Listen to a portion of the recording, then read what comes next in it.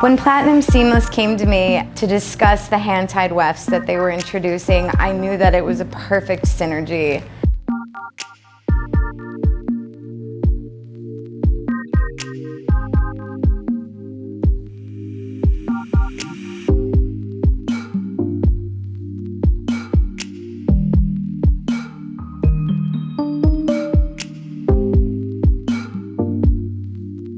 My business philosophy and theirs aligned. I knew that we both loved the idea of damage-free extension application. And then when they discussed all the different options, the hair colors, the idea that we had 2 wefts in one package, I knew it was a home run. I'm really excited to show this to you guys. We're gonna start with a consultation, and prior to any application, I like to meet the client, touch her hair, get a feel for her lifestyle. I think Nikki is going to be an excellent candidate for 2 rows of hand-tied hair. And we're going to do 1 large panel on each side with the tape-ins. I'm going to use my coloring and match her up. We have 20 colors with the hand-tied, so we have plenty of options. As with anybody, we're going to mix a few colors to give her the most natural look. Nikki is going to be probably a 2 and a 3 today, and we'll blend those, give her a custom weft. Something you're always going to want to remember is to ask your client if they have anything unique with their lifestyle that I should be aware of as a stylist. For example, if she wears reading glasses, if she wears her hair in a high ponytail. These are all things that can ultimately affect where you're going to want to place the wefts. All right, so we're gonna begin the application, and we've already determined that Nikki's gonna be wearing 2 rows of hair and 1 3-inch panel on both sides in the front to create a little extra hair around her face. First, we're going to begin by sectioning off her hair. I'm gonna use my comb, my rat tail comb. And with the 2 rows, you're gonna be mindful of her occipital bone.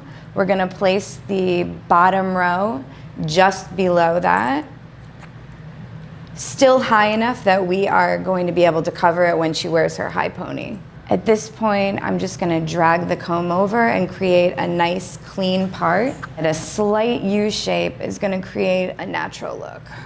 Twist the hair up, we wanna have everything out of the way. Once we begin, once we have our good clean line, we're gonna take all this extra hair, twist it up. When you open up the package, you have to be very mindful of how it's in there. You never want to use scissors. So we're just going to slide the silver down, open it up. This 11 to 12 inch weft is what you're going to measure and predetermine for our rows. Just follow the parted line. I always mark with my finger and then place a clip next to it. And then we do the same on the other side. Be sure that everything is symmetrical, lined up correctly. Now would be the time that you go back in again and just tighten up your part a little bit. Prior to beginning our bead work, I'm gonna take my looper, which we've already determined that she's gonna have 2 rows. So we know that for every row, we're gonna have 1 looper. On each one, I'd like to put roughly 20 beads. So we're gonna load those up. And it's also important to leave a little bit of extra room at the top. This gives you a little bit of room to work and thread the hair through it. Okay, so first we're gonna begin by grasping approximately 30 hairs between your thumb and forefinger. You wanna make sure that this is a clean grasp, so you don't wanna take any extra strays.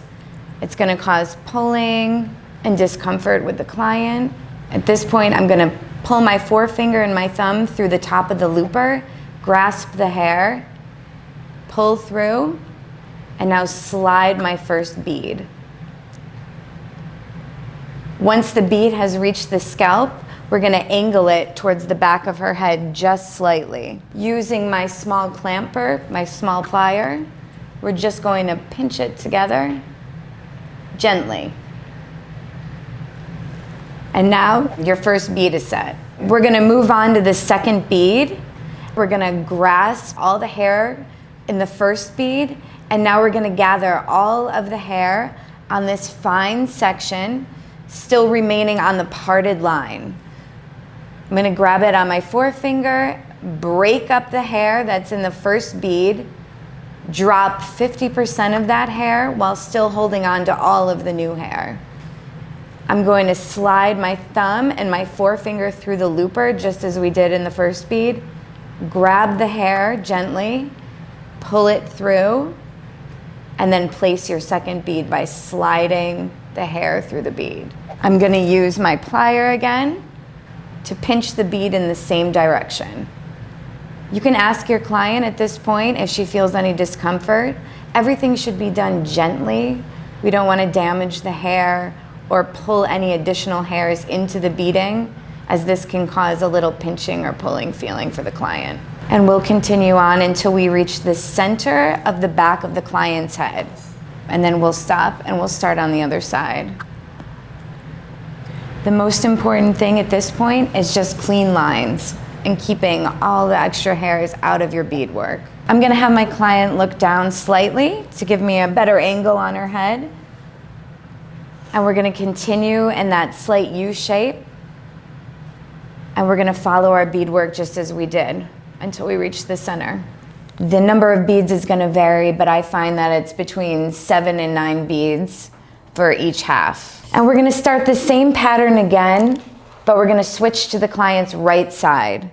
Again, you wanna check to make sure everything is nice and centered. You can use your fingers to feel and be very aware and make sure that you're able to cover the row once it's up. So we're gonna continue on to the right side of the client's head, being mindful to check that it's nice and centered still. I always check, lift the hair up, use my fingers, make sure that we have the correct placement. Again, you don't want to be too close to the client's ear.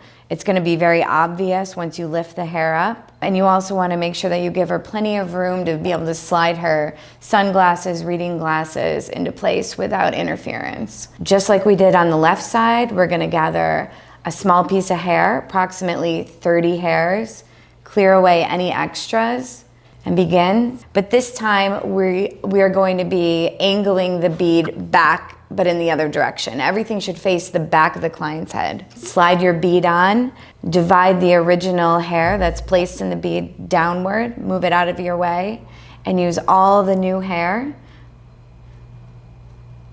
pulling it through the looper as we did on the other side. And then gently pull through, placing your second bead.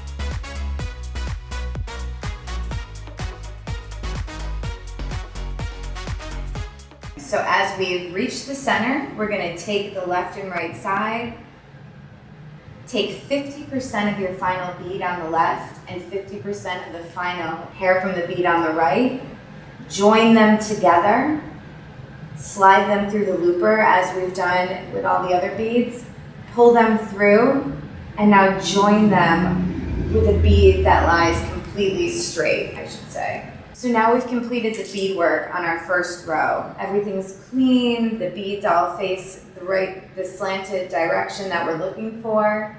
I like to check, make sure that nothing's visible from the bottom prior to applying the hand-tied wefts. And we will bring out the hair. So at this point, I'm gonna check the colors. I have 2 and 3 blended together. You can see how natural that will look in her hair. You'll notice that at the end of every hand-tied weft, there's a small 3-inch tail of threading.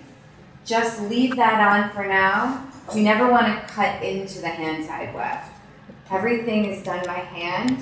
Each little piece of hair is knotted on there individually. I'm gonna take my small little metal clip, slide it in, and just hold the weft in place. You can use as many clips as you need. Just make sure that it's nice and secure. You can also see that on our hand-tied wefts, we have what's called a return, and you may have noticed that prior to putting it on. But basically, you'll see small, short hairs on one side of the weft. All that is the natural hair being folded over the string and sewed on. You never want to cut those. Leave everything the way that it is. So basically, I did this to show you that in a situation like this, where you may have overshot the distance in your beadwork, which may happen from time to time, I don't want you to panic. You can easily take your wefts, as we did the staggered approach, unclip them, because like I said, you never want to cut into a weft. We can always create a little distance or minimize the width. That's what's nice about a customizable hand-tied weft. So what I'm going to do is I'm going to take my 3 wefts and just basically pull my bottom one out a little bit further. And now we've just bridged the gap. And you're still going to have that nice, smooth, flat finish. You want to make sure that your hand-tied weft covers your final bead, just hugs the side. And also when you sew in, it's going to tighten up the look. So don't worry if it doesn't look perfect right now. Again, use as many clips as you need. So now that I know where everything's going to rest, I'm going to use my little scissors and I'm just going to clip off the tail. Just gently pull it away. It's easy to distinguish the tail from the client's hair. So just gently trim it off. The thread that I use is always going to match the client's roots, similar to how we chose the color for the beads. It's ideal to have 2 threaded needles prepared per row prior to beginning application. As I thread, I'm going to pull the string through the eye of the needle and creating a loop. And at the very end, I'm going to double the knot. Wrap around twice my finger, pulling through and leaving a small tail. So this is where we're going to begin our sewing. I'm going to remove the first clip and just use it to pull any excess hair up and out of the way.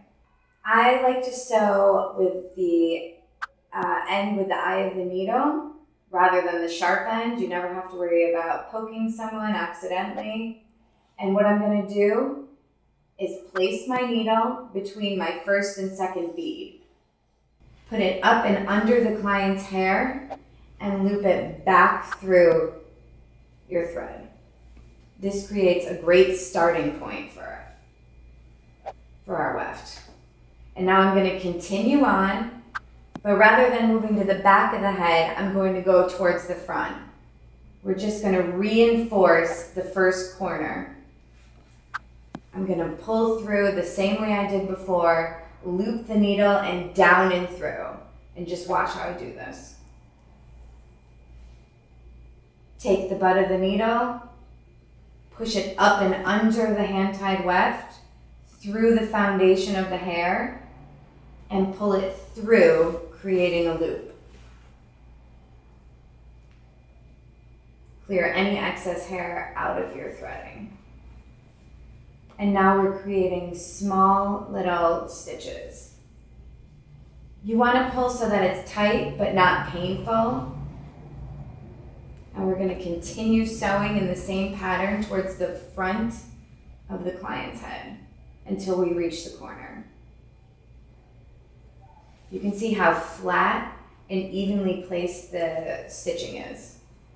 At this point, we're going to take the butt of the needle, push it through the weft, and I like to go right outside of the bead. This is going to create a little corner cross stitch. The idea is to have the flattest, smoothest corners that you can possibly sew. And now I'm going to go back towards the center of the client's head and follow the pattern of the beadwork. And as I sew, you can see it's going to be approximately 2 to 4 stitches in between each bead, but that can vary. You don't want too many. We're trying to keep everything nice and flat. Limit the amount of bulk. So what I'm going to do now is place these other 2 wefts, make sure everything is ready to be added in. Again, use as many clips as you need. I'm constantly clipping and unclipping for comfort. And we're going to continue in. I'm going to join my staggered 2nd and 3rd weft into the sewing. And now we've started to join the other wefts into the row. And we're just going to keep going towards the back of this client's head. 2 to 3 stitches in between each bead is really what you're shooting for. But everybody's head is different, so there's always going to be slight variation. Your goal is to keep everything nice and neat and clean and comfortable for the client. A flat row is what we're aiming for at all times. Use your nail, use the comb to adjust it. Make sure everything is in place.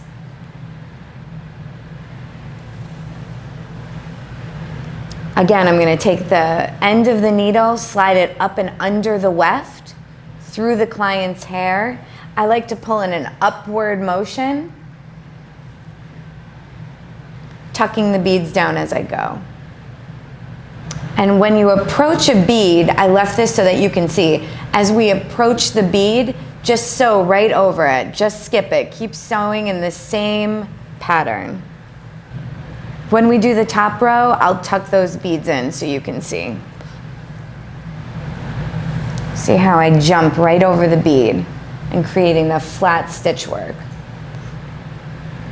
Slide your needle up under the weft, through the loop, pulling in an upward motion.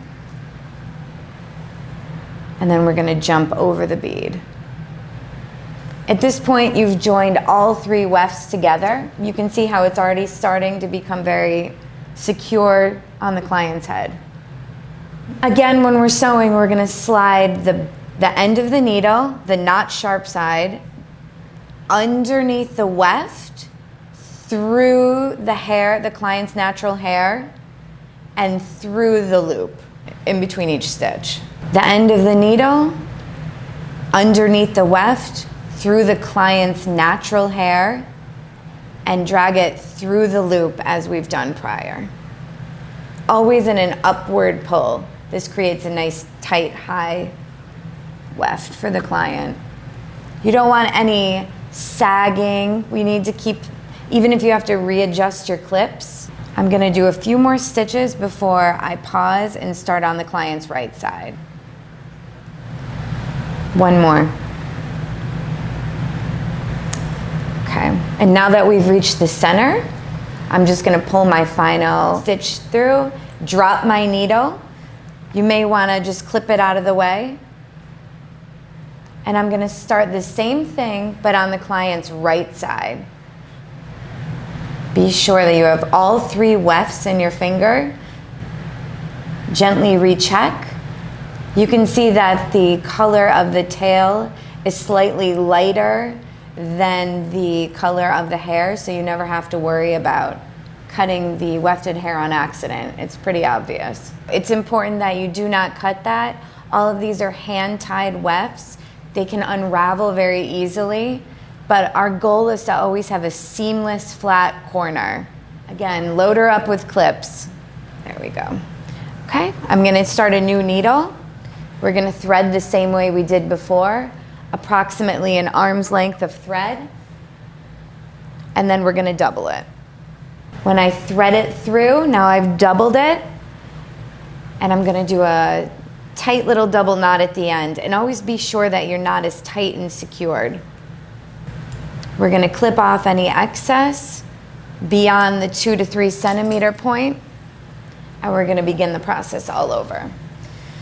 So again, we're going to have our first stitch right in between your first and second bead. take the end of your needle, the non-sharp side, push it up and through and underneath the weft and underneath the client's hair. We're gonna take that needle, open up your thread and slide it right through. And this is gonna be your first stitch. This creates an established point, and we're going to now, just as we did on the other side, sew towards the front of the client's head.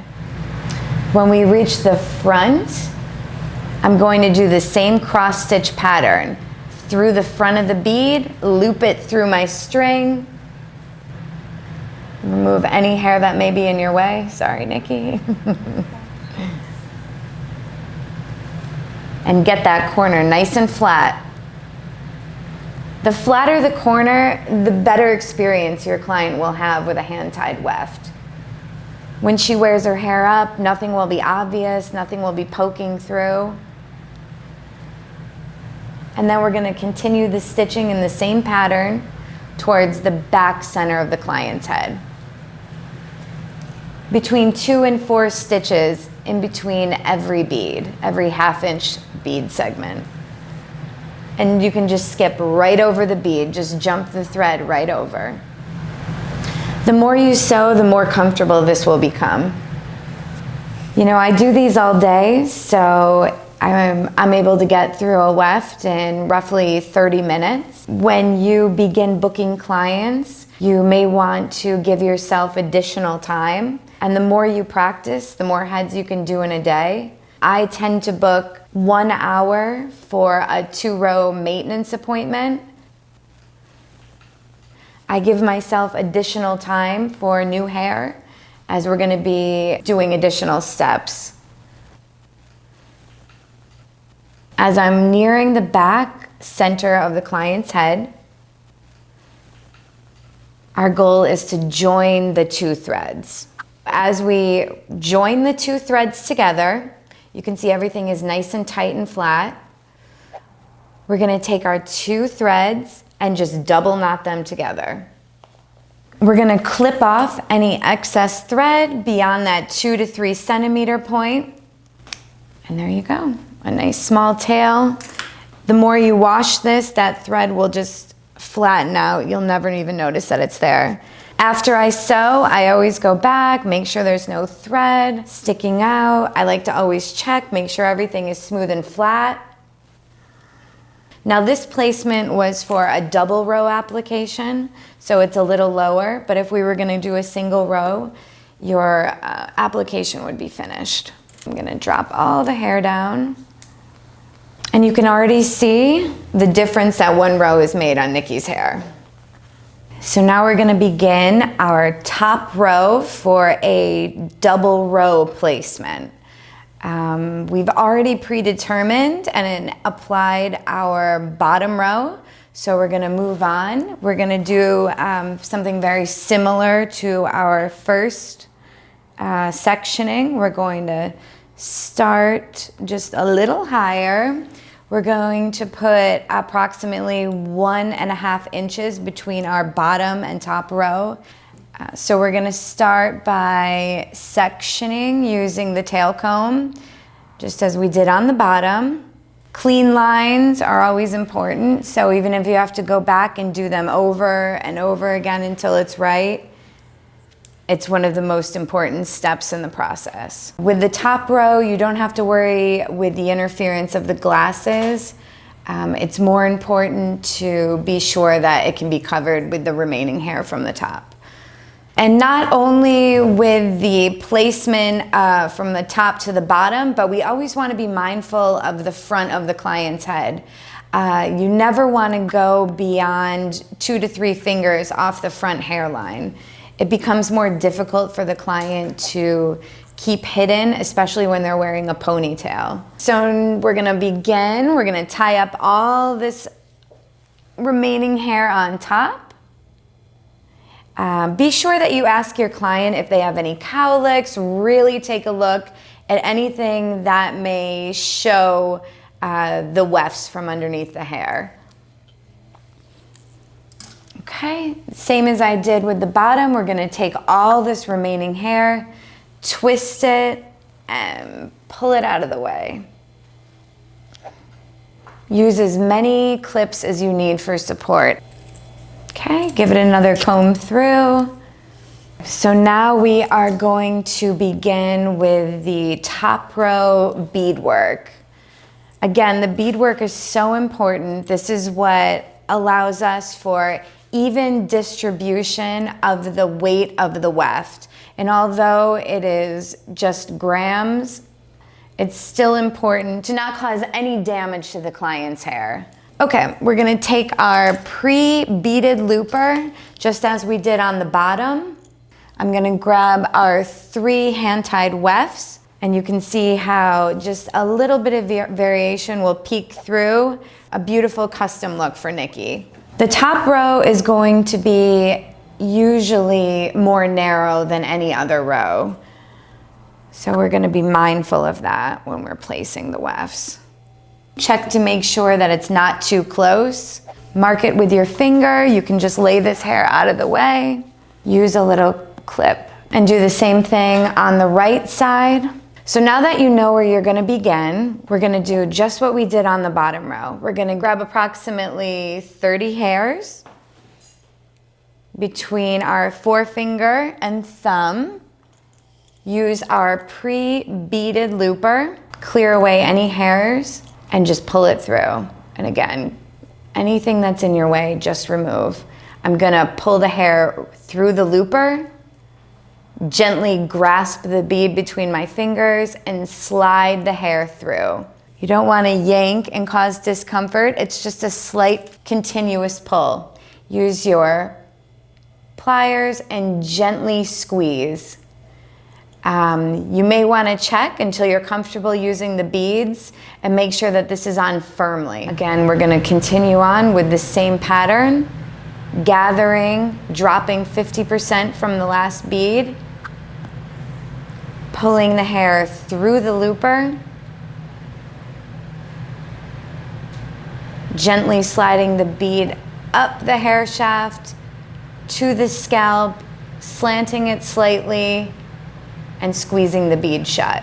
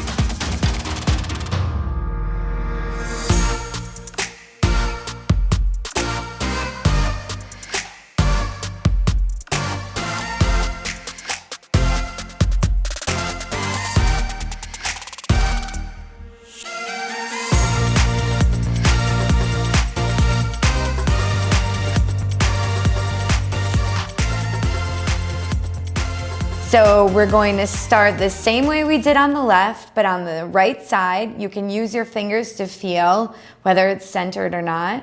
Or you can use your clip that you may have placed to mark the end of the weft when you were measuring. Again, approximately 30 hairs we're going to want to begin on the right side with. Sliding them through the looper, we're going to grasp a small layer of hair following the part line. With Nikki, as I did on the first bead on the left, I'm not going to drop any hair. I'm just going to gather all the hair and join it into the second bead, just creating a little extra strength for her fine hair. With our third bead, we're going to follow suit, except this time we're going to drop 50% as we've done with all the other beads. This motion will become very easy for you. It's important that we're dropping 50% of everything in the bead as we continue. Without dropping, your beaded foundation will become very bulky. The point of the foundation is to not only protect the hair and evenly distribute the weight of the wefts, but we want to keep everything fine, clean, and seamless. As we approach the center from the right side, we're going to get ready to join the left and right together as we've previously done with the bottom row. At this point, your two final beads will almost be touching each other. Now you can also see as I finished up my left and right side, we are joining them together with the center bead, which we will pull through the loop, drag up the hair shaft, and gently squeeze in a side flat horizontal fashion. We chose a 2 and a 3 for Nikki. Again, we're gonna lay this flat just to measure. Everything seems good. We're gonna clip it in place. I never clip the tail of the weft off until it's clipped, just in case we wanna switch to a different one, or if there's anything that's gonna change. I make sure everything's perfect. Although it's just gonna be slight, we're gonna stagger the end, just the slightest bit for a seamless corner on her row. Use as many clips as you need to firmly hold it in place prior to sewing. I prefer to slide the clips horizontally. I feel like this is the most comfortable way to hold it in place with the client. Spin her around. We're just gonna pull this over a little, again with the staggered end. Line everything up. Make sure that the weft just covers the final bead. As we did on the bottom, we're gonna thread the needle, pushing the thread through the eye and double knotting at the end. The idea is to have 2 pre-threaded needles per row available to you prior to beginning the application. So we're gonna begin the top row sewing. I'm going to do just what we did before, and we're gonna go up and under towards the front of her head to give a few extra reinforced stitches. I'm gonna do the final cross stitch at the front that just kind of secures everything down and nice and flat. You can see there how it ends right on the corner, how the weft just hugs right over the final bead. And now we're gonna continue sewing back towards the center of her head, looping it under and through your thread, creating nice, tight, flat stitches. Be sure that all of your wefts end up through each pull of the needle. The goal is to have flat, even stitching with very little beadwork showing. Continue that until we reach the back center of the client's head, and we will start on the other side. The hair is being supported by the thread at this point, so you can remove any clips that you've already sewed beyond. As we're sewing, just remember to always place the needle underneath the weft and underneath the client's hair that is in the original beaded foundation. We are sewing the hair to the foundation, so it's important not to miss any of those steps. Pulling the thread upward as you make a stitch is gonna pull the weft up and over the beads. Okay, we're gonna start on the right-hand side. Adjust the weft if you need to in any way. Adjust your clips, now is your chance. Creating that first stitch is so important. I like to just hold the weft up, pin it down with my thumb, adding a little bit more security. We're gonna continue stitching.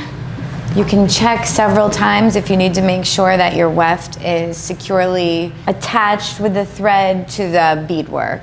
It's important to get a feel for grabbing all of the hair on the beadwork with the needle. The reason that we use 2 threads rather than just going straight across is if the client may accidentally snag a thread or something were to happen, this ensures that the weft never falls completely off the foundation. This should be a painless application. The client barely feels anything. If your client is experiencing any discomfort, you may want to check the tightness, how hard you're pulling the needle through. Maybe there are some extra hairs that are being pulled. So now we are going to join our 2 threads from the left section and the right and just double knot them. Pull tightly, make sure everything's nice and firm, and just clip it off with a small 2 centimeter tail remaining. Now you've finished up your top row. We're going to drop all the remaining hair down. Give it a good brush, make sure everything is clean, nothing's showing. Remove all the little clips. At this point, you may want to flat iron the client's hair on the top again, only because we've had it up in clips and it could not be as smooth as you need prior to putting the tape in. At this point, now that we have both rows in, I'm going to use a number 2 and a number 3, just as we did with the wefted hair. I'm just gonna follow the shape of where we laid the wefts. Gently. Make sure that the density of the hair is equal in the front and the back. And by adding an extra tape panel or 2, we can do that, no problem. Okay, so we're going to go ahead and add a panel on the right side for the same purpose. This gives my client not only a little more hair around her face, but also to add an extra veil covering her weft with her fine hair. We're going to use a number 2 and a number 3 with a 2 on top. We're going to do just about 2 fingers back from her front hairline. And just below the scalp, approximately 1/8 of an inch down the hair shaft. Just gently pull the hair up. Any hair that is not necessary, we'll remove from the back of the tape. This avoids any pulling, discomfort for your client. I'm gonna line it up and gently apply pressure and then pull it back down and just check. So with 2 rows of hair and 2 3-inch panels, we've filled in Nikki's hair for a seamless, customized blend. You can see the difference that this is made for her. And it's still light, it's still easy to wear. She can wear her hair up. Nothing can be detected even with a high ponytail. Give it a good brush if you need to smooth out the client's hair prior to cutting. Beautiful. Even though Nikki has the 2 rows, so she usually wouldn't have to be mindful of showering, you could go right ahead, wash your hair. Because she had the 2 tapes, we're gonna let her know that there should be at least 48 hours prior to washing for the first time. So we're just gonna clean these up in the front. I never like to cut the client's natural hair unless requested, so just be mindful. Sometimes you can even clip it up just to make sure that that never happens. And we're just gonna slide the scissors down, just creating gentle little layers and face framing angles. Be careful with the extensions. Once they're cut, they're never gonna grow back. I like to just clean up the bottom a little. Just the smallest bit makes a big difference. Okay, and we'll smooth it out and get you done. The hair has already been smoothed a few times during application, so we're just gonna clean up the bottom, style the front. The nice thing about having such seamless, customizable hair is that had she wanted highlights, it would have been an easy addition for her. No chemical service, no concern of damage. Very fast. There you go, all the length. And this type of service would only take in a salon, I would have booked about an hour and a half. The nice thing is with the wefted hair, they're flat, they're perfectly blended, and when she wears her hair up, it's not visible. Nothing showing. Beautiful, natural, lightweight, customizable, seamless, easy to wear hair.